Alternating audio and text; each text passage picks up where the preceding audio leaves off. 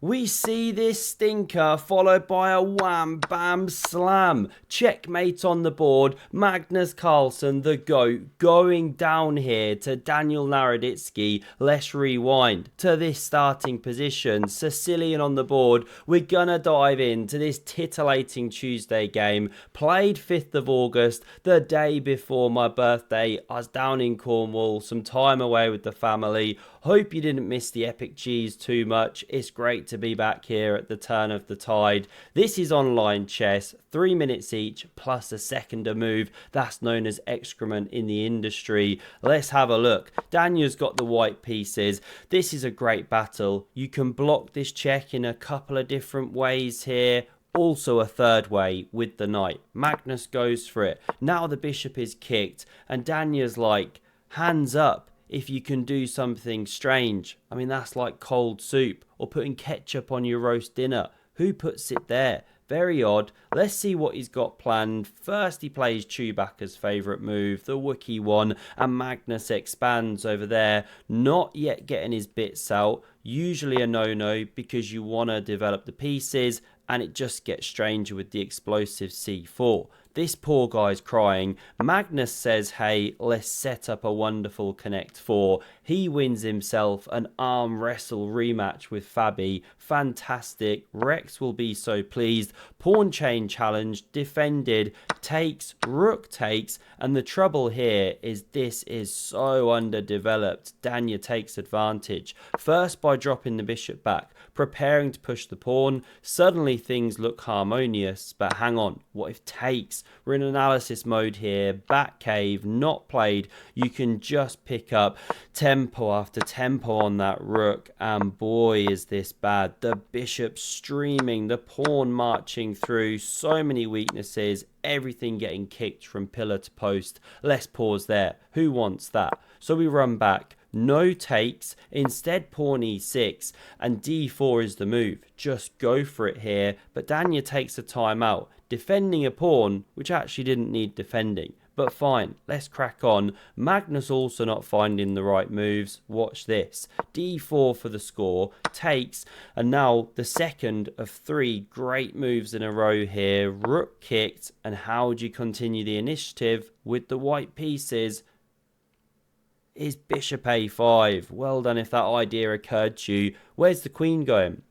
Completely short of squares, so you have to play this very uncomfortable knight move, but you're in a pin. Can't quite go c5, but imagine if you could prepare it. It's on the way. Knight takes is played. You have to cover that fork. Now knight c3 develops, bishop d7, and you could play pawn f4 here. Prepare e5. This guy's now running short of good hops. But in the game, Daniel plays the swashbuckling knight to d5. A very thematic idea in these attacking Sicilian games. Has he forgotten that pony's worth 3, pawn e1? No. He opens the e-file. He wants to eat Magnus's bishop. Mushrooms.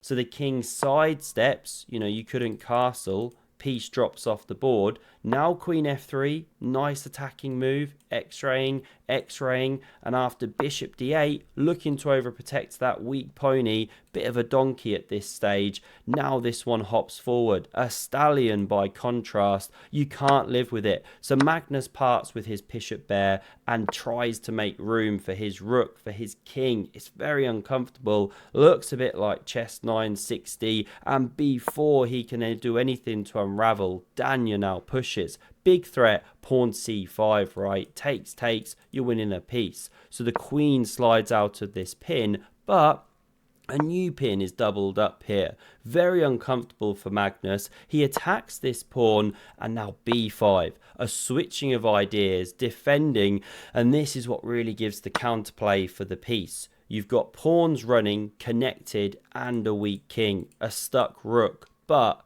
this should be played. Wasn't played. Now the queen has to move anyway, and you've saved the tempo. You can do something like this. What to do, right? Very uncomfortable. No rook c7, or you interrupt the protection. White's doing great here. So let's run it back. In the game, that should be played, but Daniel slides back. opens the attack, but pushes Magnus's queen to a good square. And this is the challenge, of course, of being down a piece. You have to tiptoe very carefully, or else you're just a piece down. We get takes now at this stage, but it runs into this knight hop. Queen hit, bishop hit, retreated, takes, and here's the tactical problem. Can you see what black should play here? It's rook takes on c6, of course, because you cannot take or the queen drops. Magnus flipping the tables on Danya here, not literally, they're online. Bishop b3 is played, and now g6 has to be played as the best move. Rook b6 also decent to go for the pawn. Hang on, when Magnus does this, going for the pawn, why is that not still good? Well, now there's a brilliant move that Danya finds, or it just gets the one exclamation mark. It's pawn b6, and the tactical point is that if you take, you can take, bishop takes, and you slam down on the back rank. This is why pawn g6 was needed. So often tactics flow from a weak king. All you can do is kamikaze pieces before getting mated. So no takes. Instead, we see pawn g6 now. Rook a7, brilliant. Rook h7 covers, and now a genuinely brilliant move. Gets the double exclams. What should white play here? It's pawn to b7. If the rook is captured, it's now on prise. Will you plow through, make a queen? Probably. Don't want to be making ponies. Then you lose, and that's the problem. So takes was not played. Bishop a5, technically the best move. Keeps an equilibrium, but so difficult to find. Low on time. The queen hasn't actually got a lot of squares to be staying with the stuff over here. So you have to actually take. Then you can have an exchange of rooks, pawn drops, and although black's a pawn ahead, it's roughly level, king issues, bad rook. Okay, that wasn't played. No bishop a5. Instead, we see rook c7, but the all-powerful engine, not a fan. Danya now has the excellent rook to a8, hitting the queen. And if you take here, well, once again, there are issues, and we're going to see it, because this is how Magnus played. Check. King goes away. How to recapture that bishop. There's a right way and a wrong way. So the right way is actually with the rook, because then you threaten mate, and there's no queen b4 to stop the mate, because the queen still covers the square rather. And if you try this to cover the mate, well, that's the best move, but then you drop a knight. And if takes here, will you invade? Whoops, check, sorry.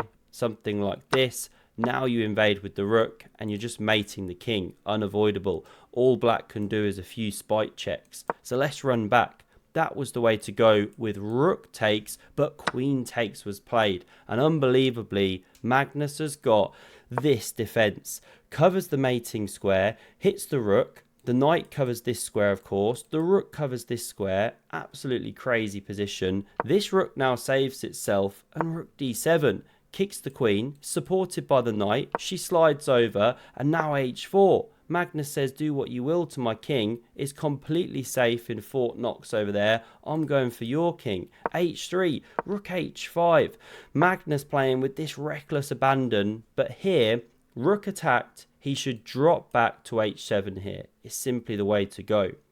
Or give some checks. You can force a perpetual here on the king. But neither of those moves played. He plays the shocker. Queen to d6. I mean, what to say about that one? It allows takes here. And not only that, but Magnus now compounds the error by not capturing with the pawn, but capturing with the knight. And it allows simply checkmate in one. Bang. Danya delivers it. Checkmate's the GOAT of chess. He had a great tournament. Hope you enjoyed this game. It's great to be back, and have a look at this video on screen if you want to see Hans Niemann checkmating the GOAT himself at the Blitz Championship USA 2024. Thanks a lot for watching, and see you soon. Cheers.